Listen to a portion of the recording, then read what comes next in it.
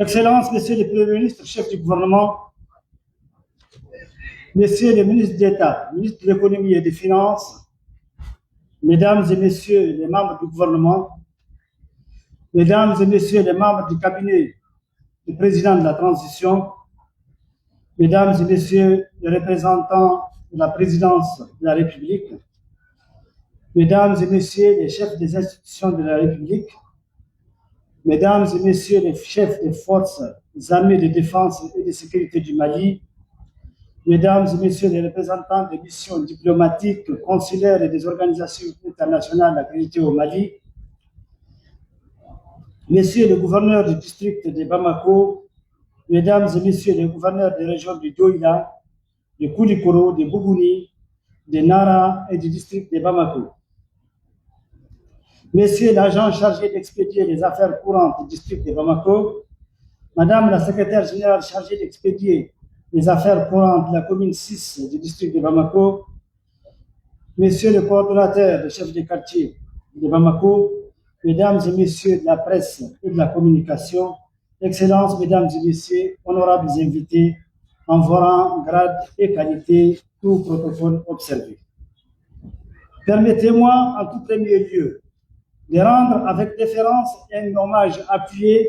à son Excellence le général de division Abdoulaye Maïga, Premier ministre, chef du gouvernement, dont l'éminente présence à nos côtés aujourd'hui illustre la disponibilité constante des plus hautes autorités à agir pour le bien-être des Maliennes et des Maliens, en particulier les plus vulnérables. En cette circonstance solennelle, nous lui exprimons notre profonde reconnaissance pour son soutien indéfectible au plan national de réponse dont il préside chaque année la validation au sein du Conseil national de sécurité alimentaire. Nos vibrants remerciements s'adressent aussi aux membres du gouvernement et en particulier à Monsieur le ministre d'État, ministre de l'économie et des finances, ainsi qu'aux chefs de forces de défense et de sécurité pour leur accompagnement et leur sens élevé de la concorde et de la solidarité à la hauteur des enjeux nationaux. Nous voudrions également marquer notre gratitude distinguée à leurs excellences, mesdames et messieurs, les membres du corps diplomatique, ainsi qu'à nos partenaires techniques et financiers, venus témoigner aujourd'hui, comme à chaque fois, leur solidarité constante envers les populations maliennes. Enfin, nos salutations chaleureuses et notre reconnaissance infinie s'adressent avec mention particulière aux populations de la commune 6 qui nous accueillent pour la deuxième année consécutive avec ferveur et hospitalité.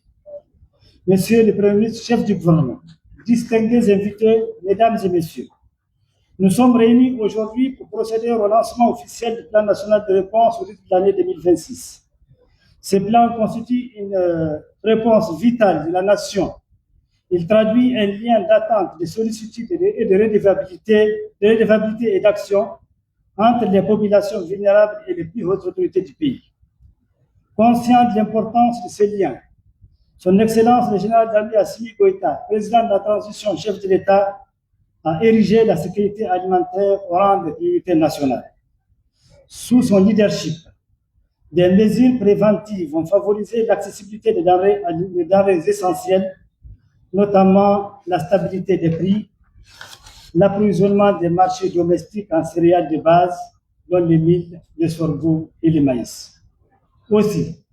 il est à souligner que la mise en œuvre régulière du plan national de réponse, rendue possible grâce au soutien constant des plus hautes autorités de notre pays, malgré d'énormes écueils sur le chemin, permet d'enregistrer chaque fois des progrès qualitativement appréciables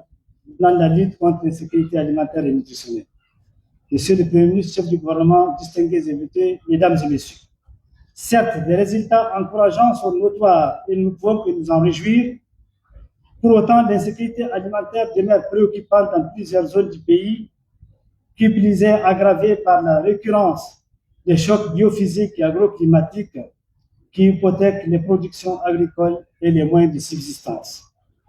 Pour répondre aux besoins pressants des populations, l'État a mobilisé à travers le ministère d'État, le ministère de l'économie et des finances, une enveloppe budgétaire globale de 12,7 milliards de francs CFA. Ces financements permettra de fournir une assistance alimentaire à 1 560 189 personnes identifiées par des enquêtes nationales, recueillies, compilées et mises à jour par l'Agence d'alerte et de veille en sécurité alimentaire et nutritionnelle Avasan. L'assistance portera sur 19 960 tonnes de céréales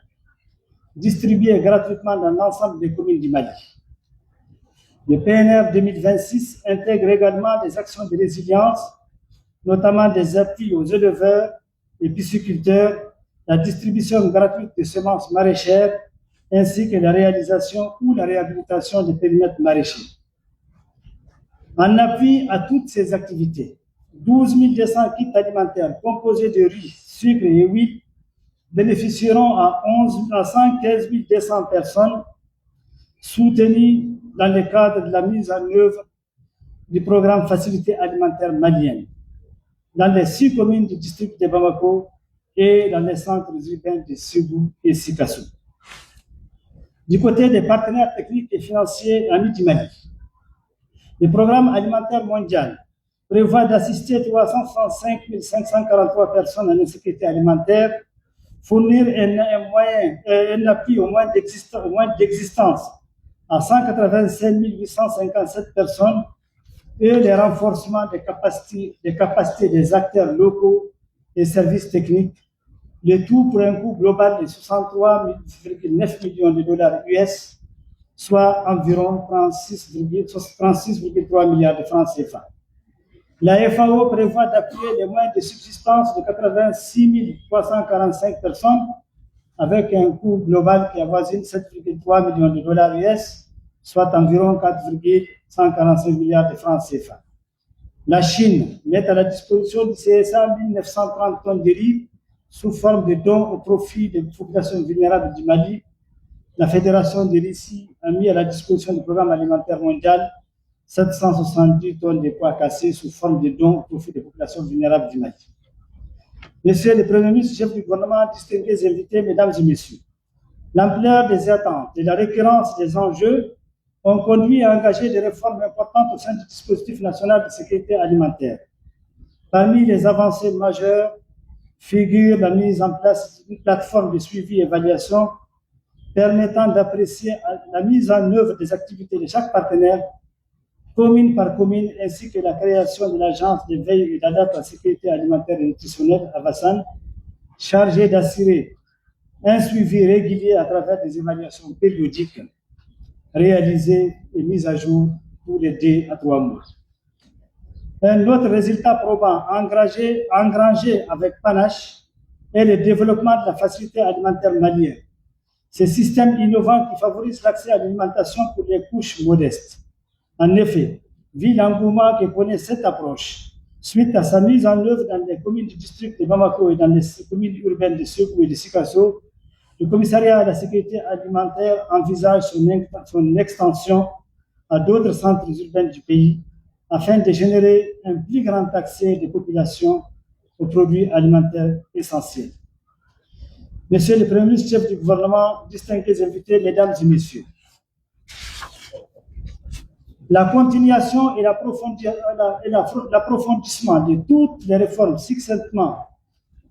effleurées précédemment reste un gage certain pour la réussite d'un bon nombre d'activités essentielles pour la bonne marche de notre dispositif national de sécurité alimentaire. Toutefois, pour faire face à la multiplicité et à l'imprévisibilité des crises, il devient impératif de conjuguer les efforts et d'agir collectivement en amont pour ne pas laisser les urgences prendre le devant. C'est aussi cette mobilisation collective qui permettra d'apporter à temps opportun le soutien nécessaire aux couches les plus vulnérables qui sont souvent, hélas, les moins préparées face aux multiples crises, que celles-ci soient d'ordre humanitaire, sécuritaire, climatique ou économique. À ce stade, je voudrais réitérer notre profonde gratitude à nos partenaires et amis du Mali pour leur engagement constant et leur appui précieux. Je les invite également à poursuivre leur accompagnement sur les chemins de la souveraineté alimentaire, pilier fondamental de la stabilité et de la cohésion sociale de notre pays. Nos remerciements et reconnaissances vont également à tous les acteurs nationaux qui nous accompagnent sur le terrain, autorités administratives et coutumières, forces de défense et de sécurité, ONG et associations,